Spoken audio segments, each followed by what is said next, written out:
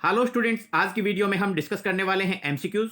Class 11 subject English main reader book Hornbill, और Hornbill से आपका लेसन है the ailing planet the green movement's role, जिसके writer हैं, लेखक हैं नानी पालकीवाला।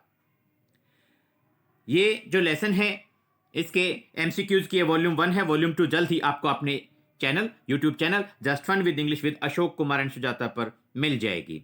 चलिए स्टार्ट करते हैं एमसीक्यूज। फर्स्ट आपका क्वेश्चन है, who is the author of the chapter the ailing planet the green movement's role. Choices हैं A Nani Palkhivala, B A R Williams, C Gordon Cook, D Alan east.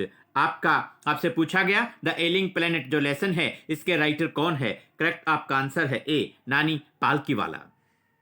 Next आपका question है, when did the green movement help environmentalist to raise awareness about the harmful condition of the earth. जो green movement है, हरित क्रांति है, उसने पर्यावरणविदों की कब सहायता की, क्या करने में? To raise awareness about the harmful condition of the earth, ताकि वो ये जागृति लोगों में पैदा कर सकें कि अर्थ की जो कंडीशन है कितनी खराब हो चुकी है। तो यहां आपको चॉइसेस दी गई हैं, ए 1976, बी 1972, सी 1978 और डी 2006।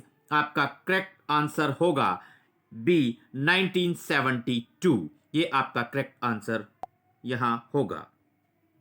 इसके साथ आगे बढ़ते हैं। What did the sign in the zoo in Alaska read. Alaska आप कहें लोसागा जाम्बिया के अंदर एक जू है, चिड़ियाघर है, उसमें एक केज है, और केज के ऊपर आप कहें एक नोटिस लगा हुआ है। उस नोटिस के ऊपर क्या लिखा हुआ है, ये क्वेश्चन पूछा गया है।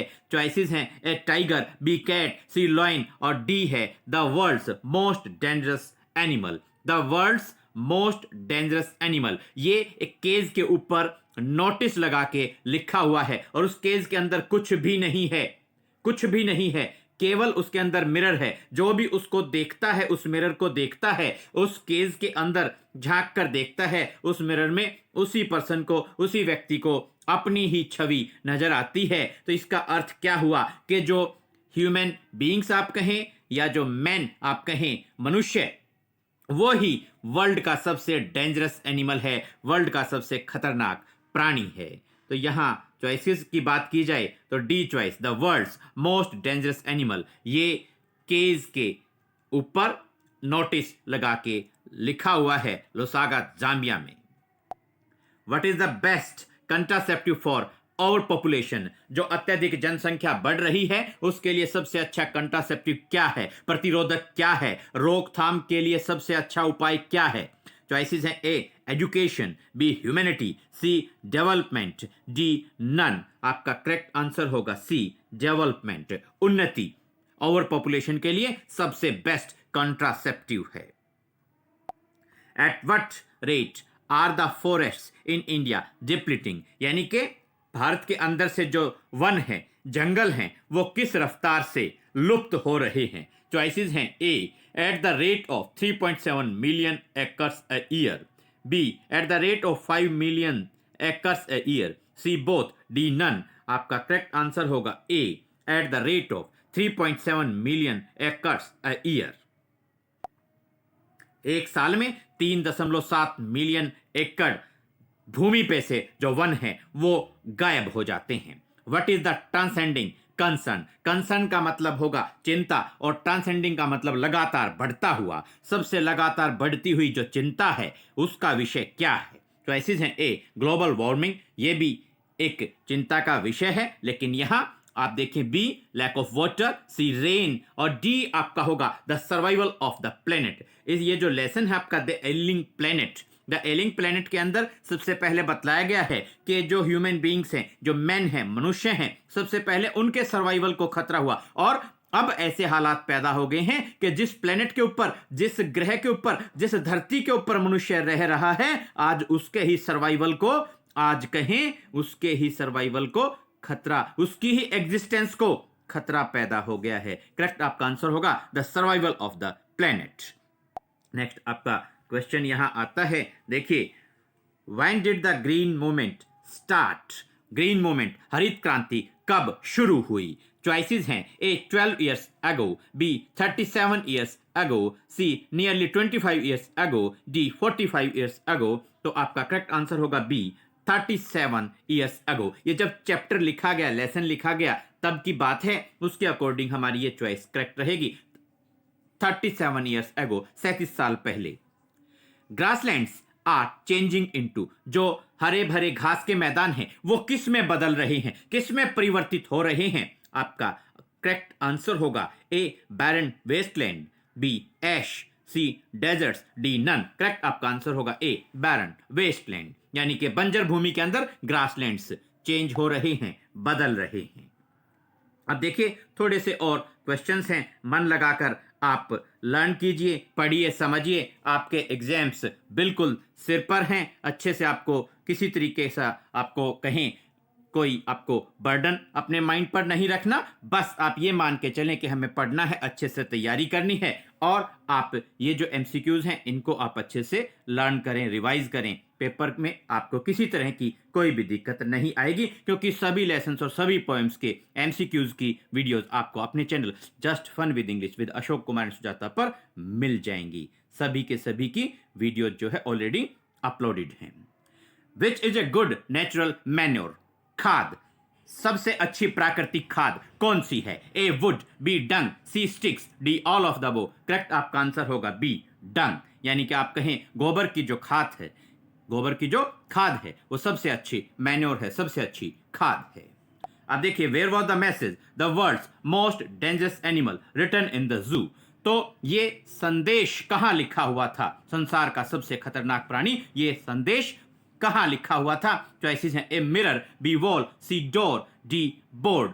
अब सही तरीके से देखा जाए तो सारी की सारी चॉइसेस गलत हैं, लेकिन थोड़ा सा जो मेल खाती है वो चॉइस ए होगी, ए मिरर।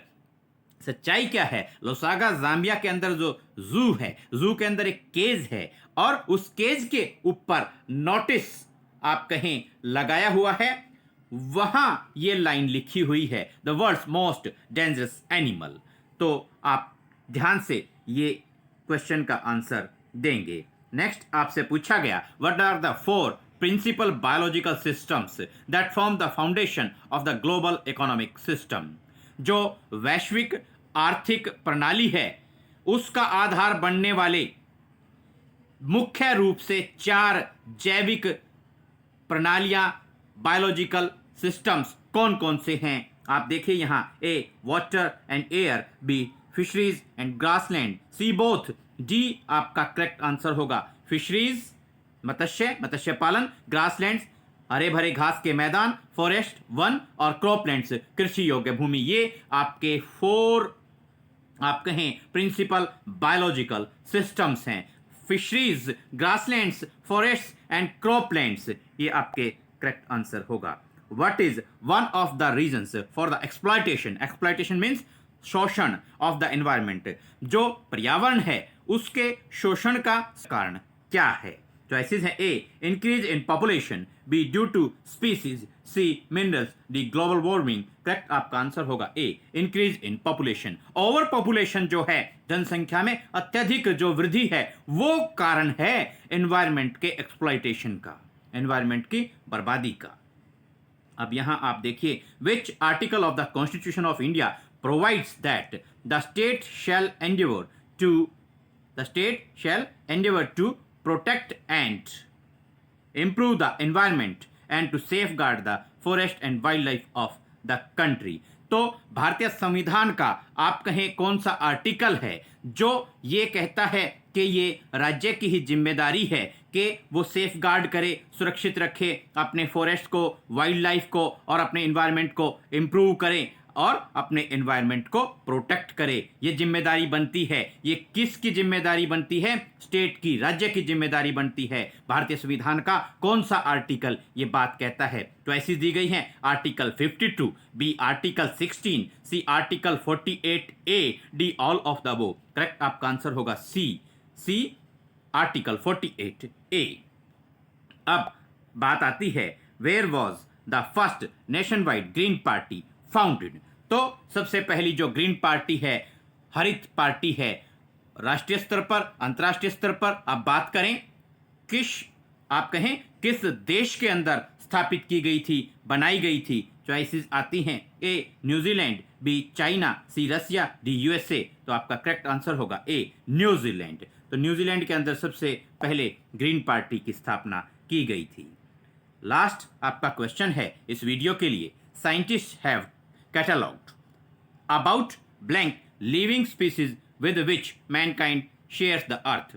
तो वैज्ञानिकों ने एक सूची तैयार की है। उस सूची के अनुसार जो मनुष्य है वो कितने सारे आपके स्पीसीज के साथ धरती पर रह रहा है, अर्थ को शेयर कर रहा है। तो ऐसी हैं ए 1.4 मिलियन, बी 2 मिलियन, सी 2.8 मिलियन और डी नन। आपका करेक्ट आंसर हो जाएगा ए 1.4 मिलियन। स्टूडेंट्स, उम्मीद करते हैं ये जो वीडियो इसके अंदर हमने जो द एलिंग प्लेनेट आपके लेसन के एमसीक्यूज डिस्कस किए हैं आपके एग्जाम्स के लिए काफ़ी हेल्पफुल होंगे। जल्द ही आपके अगले आप कहें लेसन्स और पोएम्स के मोस्ट इंपॉर्टेंट क्वेश्चंस और आंसर्स के साथ फिर करेंगे मुलाकात। आपके एग्जाम्स के लिए best of luck. Thanks, have a nice day.